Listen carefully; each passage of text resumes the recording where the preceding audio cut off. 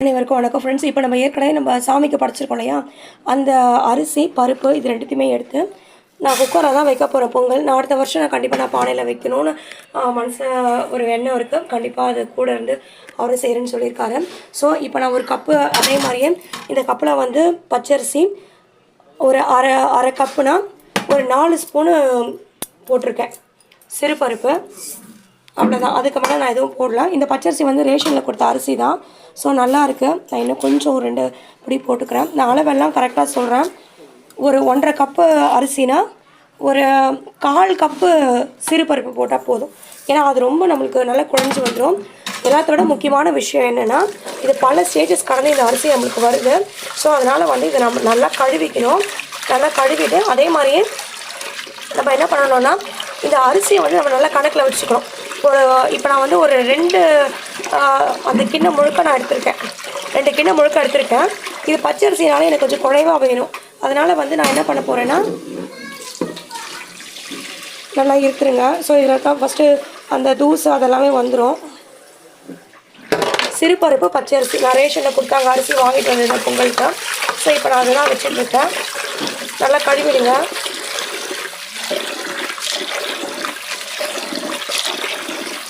நல்லா அது உறைஞ்சி கையை விட்டு தான் கழுவணும். கையை விட்டு நல்லா அரிசியை நல்லா ப்ரெஸ் பண்ணி கழுவணும்.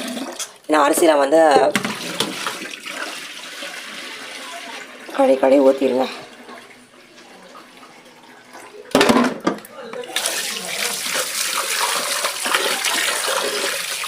ரொம்ப சிம்பிளான விஷயந்தான். இது கூட கொஞ்சம் ஒரு 2 கல் உப்பு போட்டுருக்கேன். நான் சக்கரை பொங்கல் தான் பண்ண போகிறேன்.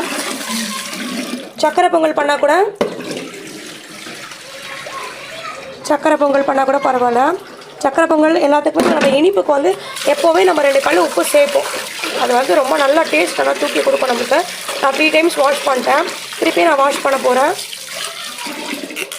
இது நல்லா பாருங்கள், நல்லா அரிசி தெரியுது பாருங்கள். முன்னாடி வந்து ஒரு மாதிரி ஒரு ஆஷ் கலரில் இருந்துச்சு, ஒயிட் கலராக இருந்துச்சு, வெள்ளை கலராக இருந்துச்சு. இப்போ நல்லா அரிசி பருப்பு எல்லாமே தெளிவாக தெரியுது பாருங்கள் அரிசியில். ஸோ இந்த ஸ்டேஜில் நம்ம நிறுத்திடலாம். இதுக்கப்புறம் வந்து நம்ம கழுவ வேண்டாம்.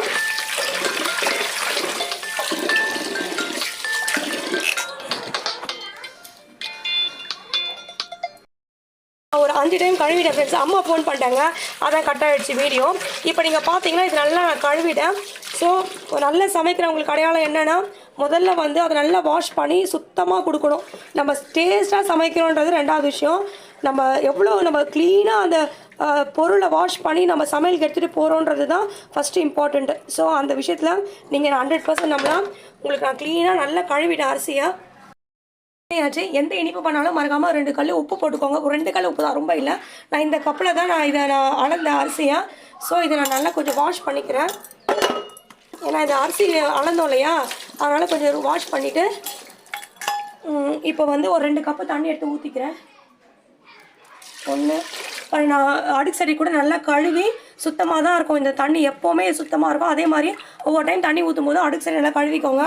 ஒரு 2 ஊற்றிட்டேன். அடுத்து ஒரு 4-6 கப்பு கூட ஊற்றிக்கலாம். ஏன்னா இது நான் 2 கப்பு போட்டிருக்கேன். 3 4 5 6 இது போதும் எனக்கு. ஸோ இதை நான் போட்டுட்டேன்.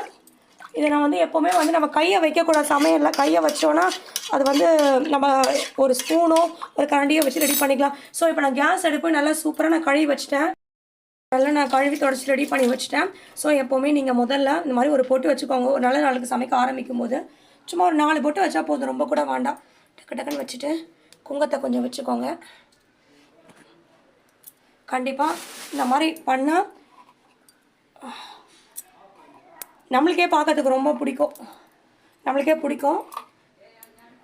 ஒரு கேட்டலிஸ்ட் மாதிரி எப்படி நம்ம உப்பு போட்டு கொஞ்சம் சீக்கிரமாக நம்ம சமையல் கடை ஆகுது இல்லையா, அந்த மாதிரி நம்ம அடுப்பை பார்க்கும்போது நம்ம சீக்கிரம் செய்யணும்னு சொல்லும்போது ஒரு பாசிட்டிவான ஒரு தாட்ஸ் வந்து நம்மளுக்கு வரும், வைப்ரேஷனும் வரும். ஸோ இப்போ இது ரெடி ஆகிடுச்சு. நான் ஏற்கனவே இதெல்லாம் ரெடி பண்ணி வச்சுட்டேன். ஸோ இது ரெடி ஆகிடுச்சு, போட்டுருங்க.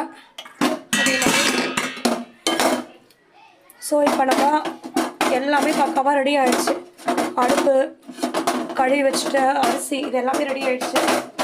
இப்போ நம்ம அப்படியே எடுத்து வைக்க போகிறோம். ஸோ இந்த இடமும் ரொம்ப க்ளீனாக ரெடி பண்ணி வச்சுட்டோம். ஸோ இப்போ நம்ம ரெடி ஆகிடுச்சு. முடிச்சு நகரே போச்சு. அம்மா எங்களுக்கு குலதெய்வம் வந்து ரேணுகா பரமேஸ்வரி அம்மா, அம்மா தாயே ஓம் சக்தி, அந்த அம்மா பேரை சொல்லியிருந்தால் நாங்கள் எப்போவுமே ஆரம்பிப்போம். முருகா எங்களுக்கு குலதெய்வம் திருப்பூர் முருகர் எனக்கு. அதனால் 2 பேரையும் நினச்சிப்போம். எல்லா சாமியும் நினச்சிட்டு இந்த பொங்கலை இப்போ நாங்கள் வச்சுருக்கோம். வச்சாச்சு. இப்போது இதை நம்ம குக்கர் போட்டு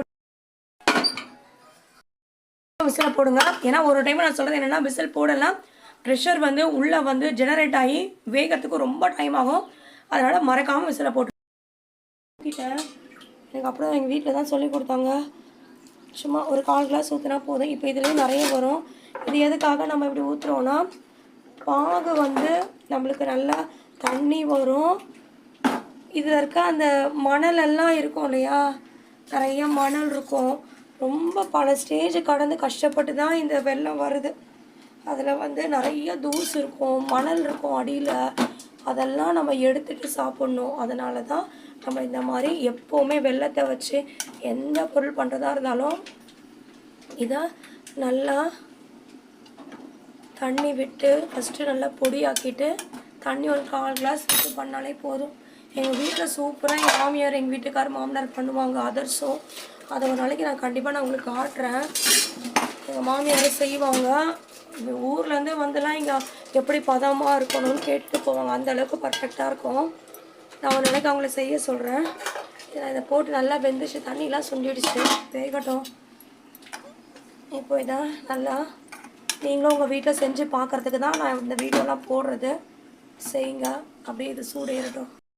வெல்லம் உண்மையிலே நாங்கள் பால் ஸ்டோரில் வாங்கினோம். வெல்லம் எப்படி இருக்குது பாருங்கள், அவ்வளோ அருமையாக இருக்கும். உண்மையிலே நாங்கள் எங்கள் ஊரில் வந்து ஒரு பால் ஸ்டோர் அப்படின்னும் போது அண்ணன் தம்பிங்க அவங்க 2 பேர். காய்கறியும் எங்களுக்கு அவ்வளோ ஃப்ரெஷ்ஷாக கிடைக்கும். இந்த வெல்லம் மளிகை சாமான் அதுவும் ரொம்ப ஹோல்சேல் கடை மாதிரி இருப்பாங்க. உண்மையிலே அவங்கள மாதிரி ஒருத்தவங்க எங்கள் ஊரில் இருக்கிறது உண்மையிலே நாங்கள் பண்ண ஒரு பெரிய புண்ணியம் தான் சொல்லுவோம். காய்கறியும் எங்களுக்கு ஃப்ரெஷ்ஷாக கிடைக்கும். இப்போ நான் சமைச்ச காய்கறி எல்லாம் பால் ஸ்டோர் சொன்னலையா, அவங்க அண்ணன் கடை வச்சுருக்காரு, காய்கறி கடை. அந்த கடை தான். இந்த வெல்லம் பொருள் மளிகை சாமான் எல்லாமே தம்பியோட கடை, அவங்களோட கடையில் நாங்கள் வாங்குவோம். மளிகை சாமான் சூப்பராக இருக்கும். நான் அவங்க வீடியோ எடுத்து போட சொல்கிறாங்க, நேரம் இல்லை எனக்கு. எல்லாருக்கும் போய் செய்கிறீங்க, நம்மளுக்கு வரமாட்டீங்கன்னு கோச்சிக்கிறாங்க. ஸோ இது நல்லா வந்துருச்சு. உண்மையிலேயே சூப்பராக இருக்குது. கரைஞ்சிருச்சு. இப்போ நம்ம மேலட்டாக அதில் ஊற்ற போகிறோம்.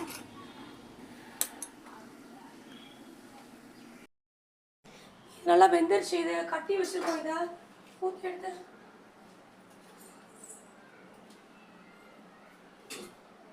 இப்போ இதை வெள்ளை தண்ணி வந்து இது நல்லா ரெடி ஆகிடுச்சு. நல்லா இதை காசி வச்சுருக்கேன். எங்கே அதை கொஞ்சம் அப்படியே கலரை ஊற்றுற மூலமாக கண்டிப்பாக அப்படி இப்படி பிடிச்சிக்கோ, அங்கே பிடிச்சிக்கோ.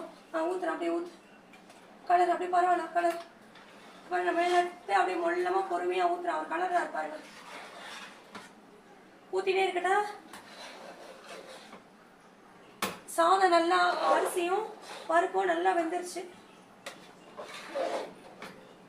இது கண்டிப்பாக 2 பேர் வேணும். அப்போ தான் அந்த மணல் இல்லாமல் இருக்கும். தண்ணி கூட கரெக்டாக வந்துச்சு. ஊற்றிட்டுமா? இப்போ வெள்ளம் தண்ணியை நீங்கள் கொஞ்சம் பார்த்து கூட ஊற்றிக்கலாம். வேணும்னா ஊற்றிக்கலாம்.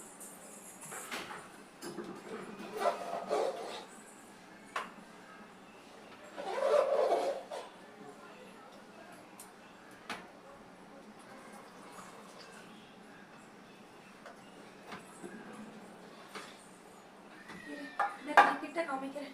கலரிட்டே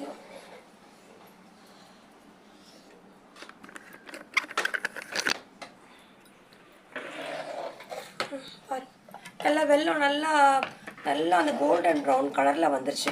இன்னும் கொஞ்சம் ஊற்றுட்டுமா? இந்த ஊற்றுறேன் பாருங்கள், கிட்ட மேலட்ட ஊற்றுறேன். இப்போ இந்த மணலெல்லாம் நான் ஊற்றிடுறேன். ஏன்னா எங்கள் வீட்டில் கொஞ்சம் வெல்லம் சாப்பிடுவாங்க. எவ்வளோ பிரச்சனை, சவுண்டு கம்மி பண்ணு.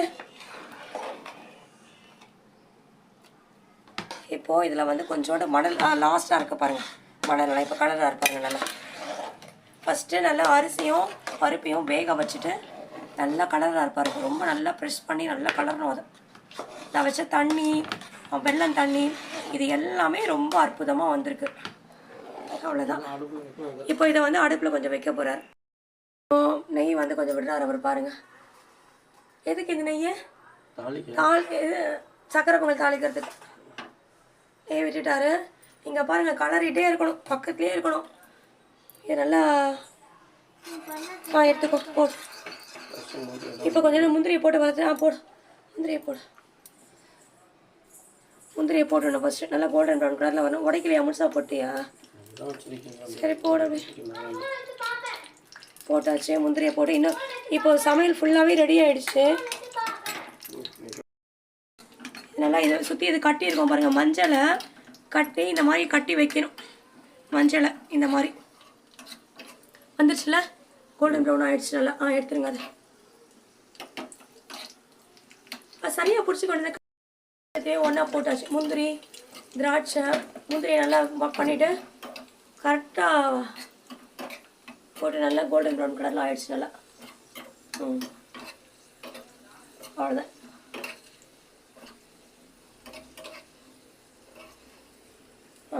அப்படியே கவுத்துருங்க எடுத்து. அப்படியே முந்திரி திராட்சை வறுத்தது அது எல்லாமே போட்டாச்சு.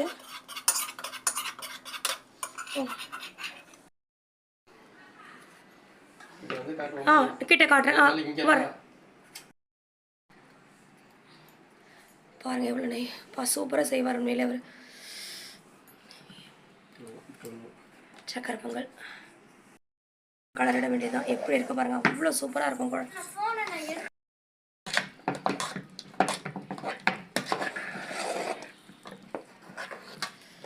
சரி நல்லா கலரியாச்சு. நல்லா ப்ரெஸ் பண்ணி இது நல்லா கலரணும். அப்போ தான் நல்லாயிருக்கும். நான் 2 தான் பண்ணேன் இன்றைக்கி.